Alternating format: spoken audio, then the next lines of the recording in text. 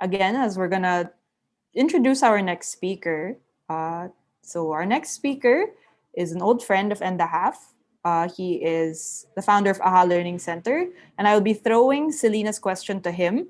So Jaton Zueleta. Right. Hello. Oh, there you go. There you go. Hey, Jaton. Uh, Okay, so Hello. before we start, I'm going to throw Selena's question to you, which was, Jaton, how might we create an ecosystem to improve the quality of life of all citizens of the country? Well, I feel like our journey in the last couple. Well, I just like to say that I wish I went first because these have been amazing stories, and I feel very humbled and kind of embarrassed to go next. So, Gising, thank you so much for all the work. TJ Malvar, who I think was mentioned, and actually we were supposed to put up an AHA in Barangay Calawis before all of this went down, and I think when Selena talks about an ecosystem, I relate because the ecosystem where Gising came from starts with the community and tries to figure out whatever talent goes around with the community. And as you got bigger, siguro Selena, the community still remained your core. And I do believe that many interventions, well, at least we aspire to be an intervention like Gising, can create that ecosystem. Mhm. Yes. Yeah. Okay. Right, Jaton, whenever you're ready. Okay, so my story, I think, is talking about how learning and education. Sorry. So, um, designing learning opportunities. So, I'm the executive director and founder of AHA Learning Center. AHA Learning Center was something that I started when I was 19 years old unofficially, 25 years old officially. And up until from 2009 until now, it's been running for 11 years. We put up community centers in Makati and Tondo, and we've helped around 19,000 students. The community center served as a safe place where communities could feel loved and supported. They can go in, use computer labs. There were libraries. There were areas wherein women could chat and cook together and eat together. And they had tutoring all year round. So I think one of the things we were most proud of is that we had the most number of tutoring hours of any community center. Um, and then the pandemic hit, and our centers. So imagine having spent 11 years pouring my heart and soul and blood, sweat, and tears and everything into this project. And we were about to open actually four different centers. We got different grants. And suddenly, within 2 weeks, uh, we became obsolete. It was impossible to put up community centers. It was impossible to reach children because everyone was forced into quarantine. And we, who had been the most tech that we were at the time, were the most tech that we were being able to create Google Slides. That was the most tech that we could be. But everything was done face to face. All the volunteering was done face to face, and we were forced to try to figure out a world where how could we how could we survive given that what we do and what we do best is now considered non-essential. Um, Next slide, please. One of the big problems was that how can I one of the big problems that we had in terms of restarting was the fact that most of our students, because uh, we were servicing the poorest of the poor, had no access to the internet. So I remember feeling like being in the floor of my bedroom floor, on my bedroom floor, just pouring through the different messages that were coming from the community, and just feeling a sense of a weight that I still feel actually today, um, on my shoulders and on my chest, as if an elephant really sat on your chest. Um, because those first 2 weeks were just messages of people sending panicked, sending messages of confusion. And the people who I mentioned are people from our communities, children, parents trying to figure out. And we did very early on give ayudas, and we continue to until today. but we felt like there was something that was more, there was something deeper that was missing. The children, the parents, our community uh, needed somebody to talk to, needed somebody to be there for them. The infrastructure for us to do this wasn't built, so we had to rethink it.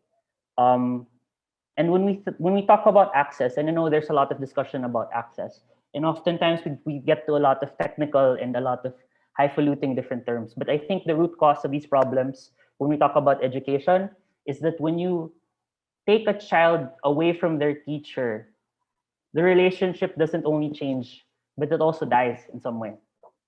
The lack of access, the cut communication channels, the need to make the in mediums that we have, which was at that time phone calls and texts and whatnot, they needed to be more intimate very quickly. So we felt sorry for ourselves maybe for a week and a half. And then where we landed, and one of the questions that we were grappling with was how can what we have, the little that we have, how can what we have communicate the change we want to bring to the students? Kung yung meron lang kami at that time was Facebook Messenger, uh, at yun lang yung communication namin sa mga bata, could Facebook Messenger be the primary way that we can give lessons?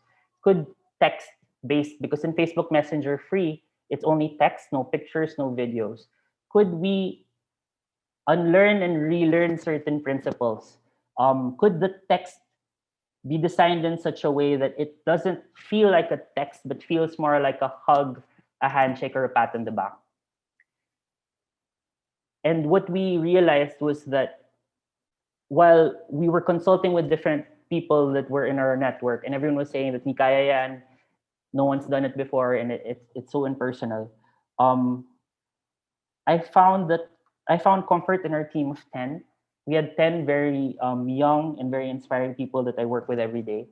And then we kind of put ourselves in like kind of an echo chamber for 2 weeks, put our heads down, and we wrote for that first month 300 text-based lessons, 300 micro text-based lessons. We were converting lessons from the DOH, memos from the DOH. We were getting whatever material that we could that was open source and starting to convert it into these small messages, trying to figure out how could you actually, sorry, medyo naiiyak ako eh. Pero I was just remembering that time kasi how could you, uh, parang if they weren't going to go to school for the longest time, it didn't mean that they didn't have their teacher. So the question wasn't could text-based continue, could it be innovative? But the question is, could the writing be innovative? Could the strength of the writing bring that change and comfort that we were seeking? Next, please. So we did escuela familia. Now we have 500 lessons. We did prayers every day. We did we answered COVID questions and converted to lessons. We did creative writing lessons. We did games. We did wellness exercises, meditation. We got 76 books from Adarna that we converted into text-based lessons. We had daily empathy circles where nanays would come in and just check in. We did live stream suddenly. We had doctors come in and volunteer every day on the dot at 5 p.m. for whoever needed it. And this program, the thing that we wanted to communicate, the message we wanted to communicate is nandito kami para sa'yo. Hindi man namin alam kung paano masolusyonan yung nangyayari sa buhay mo, nandito kami para sa'yo. And I believe we were able to do that because for the first month, we would drop 4 lessons a day, every day. 462 lessons, I think now it's 512. We had 6 messenger classrooms. Actually, this is more. The first batch was 6, but we ended up, I think, managing around 12 or 13 because we started going into the different groups and NGOs that needed help. We put it online and we were able to get 16,000 downloads within 1 month of us writing those lessons. And this eventually led us to going into a radio show where we put up 145 hours of educational shows since March. And within, I think, the first 2 months, we suddenly not only had this ecosystem of different solutions, but we found like-minded people to help us. Hundreds of volunteers came in and put in the work to translate these materials to Hiligaynon, to Cebuano. Hundreds of nanays came in to help us. We started sponsoring NGO after NGO. If you did not have an educational program in your NGO, we will give ours for free. The ecosystem or the shared ecosystem had to start with us. And for us at AHA Learning Center, where we had been closed and no one had seen a single lesson or slide for 11 years, suddenly we were talking, because that was our way to get funding, right? Suddenly, from then on, we said everything should be for free. Next, please.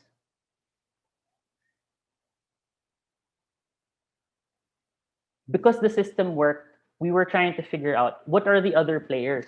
And we hadn't worked with Department of Education before. And we decided, okay, can this system be accepted and translated by public school teachers? So the message naman for this, for Tulong Eskwela, wasn't nandito kami para sa'yo, but was kaya't kaya at kakayanin itong bagong sistema ho na to. Kaya't kakayanin itong bagong sistema na to. So we started training. First time to train 3 or 4 hours in Zoom with public school teachers.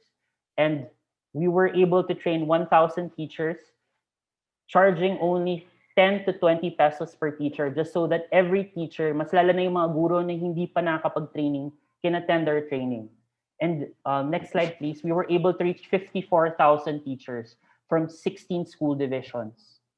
And this is unbelievable every time I say it, because I had not trained one single teacher last year. But this all was happening very quickly in the last couple of months. And I'd like to give props not only to our team, but all the different teachers that got our material. And when they got it, and I say kaya't kakayanin, they improved it. So we had Facebook groups where teachers were sharing videos. We had Facebook groups where they were doing tests. We had Facebook groups wherein they were doing better than us in terms of engagement. Keeping it open sourced and making collaborations with the teachers and the people in the ground made our program better. And we're about to train another 60,000 teachers by the end of the year, making us the largest teacher training company for COVID. We tapped different parts of the community: DepEd, DOH, OVP, train stations, and Miguel. Those were the bigger partners, right? But I would like to highlight how we started thinking of different solutions where we had gaps in terms of talent.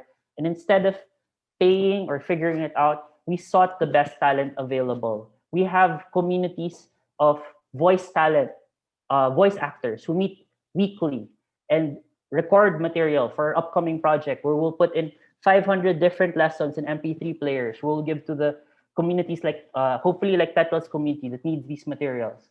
We were able to partner with different story writers and artists, musicians for songs. If you had a talent and you are willing to give me at least an hour a day, we will find a place for you where you could be happy and you can contribute.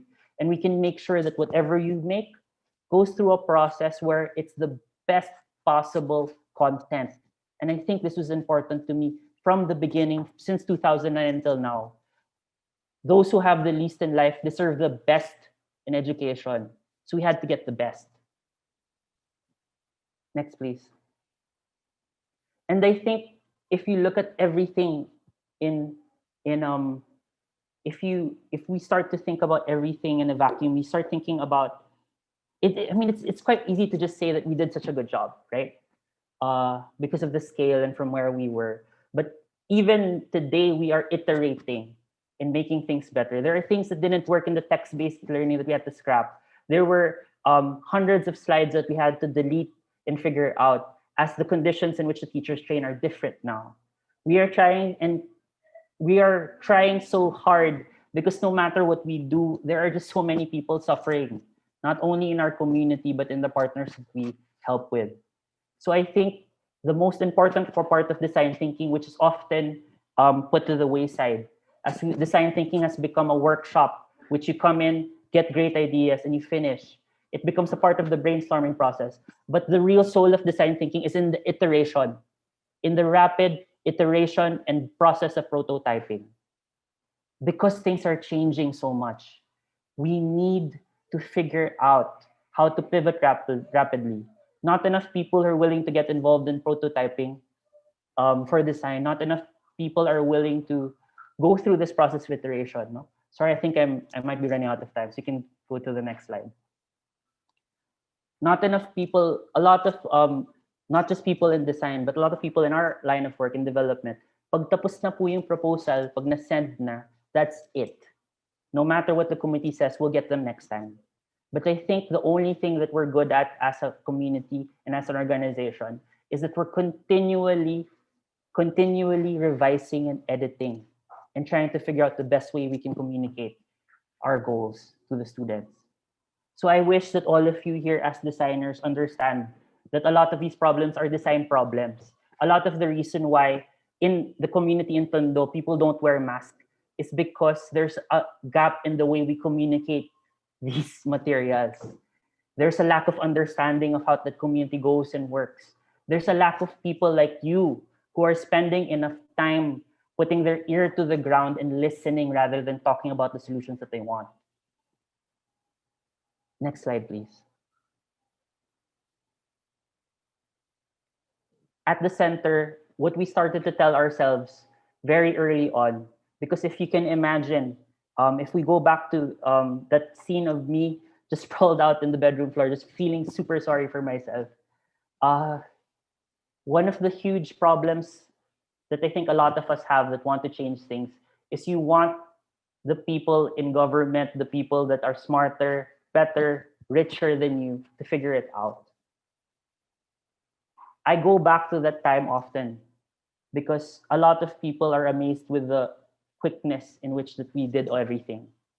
But I believe that this is the reason why we're able to do it. Tayong pagbabago ating hinihintay is sprawled all over the walls of the centers we just closed. And we said that because we wanted the children to have the confidence and the feeling of wholeness that if there's an opportunity to serve, you will take it. Because the change you want to seek could be within your hands. So in all of these meetings, where in some meetings I was throwing up right before we presented because we had no business being there. We had to remind ourselves that not only did we belong in the same room, but being in that room was important because we represented the community and we needed to take this as big as it can get. Tayong pagbabago ating hinihintay po is the reason that I wake up and figure this out every day. Because the children and the kids and my students are watching. They're watching how we figure out this crisis. And even if we don't feel 100% about what we do, I need to continue. Because they're watching and they can follow. My how might we question, I think stems from that. How can you feel like you become a change maker, an agent for change? Or how can you feel like wherever it is that you start is a place which can change things a little bit better? I ask my students to ask themselves all the time, from where I stand, how can I make things a little bit brighter or better for one person? How can we work from hope as we work from home? And I think this is an important thing because in spite of everything you hear in the news, there are people like Selena, there are people like Tetel, there are people like me and our team that are trying to make things better. Not only for just to survive for now, but so that we have a future that we can come back to later on. All right. Okay. Thanks, Jaton. Are you there? Yeah, this is okay. I'm just gonna clap. I feel like I wish we could all physically clap. People in the room are clapping. Okay. I think one of the important takeaways from this whole conversation, I was reading the comments as they were coming in. Marla and Joel Darwin actually pointed out that one of the recurring themes for all of our speakers was about meeting people where they were. And another comment that I saw from Elena Villanueva was one of the problems coming about in the conversation around tech and social innovation is often that people don't think to the level of their beneficiaries. We don't always need high-tech solutions, especially if low-tech is what people can access. Then these are the things that we should be working with. Another one that I think that I took away was the real soul of design thinking is in the rapid process of iterating and prototyping, which I feel like knowing for as long as we've known Jaton, it's Jaton has always sort of been on like, go go go. So Jaton, thank you so much for giving us your time. Salamat. Maraming salamat.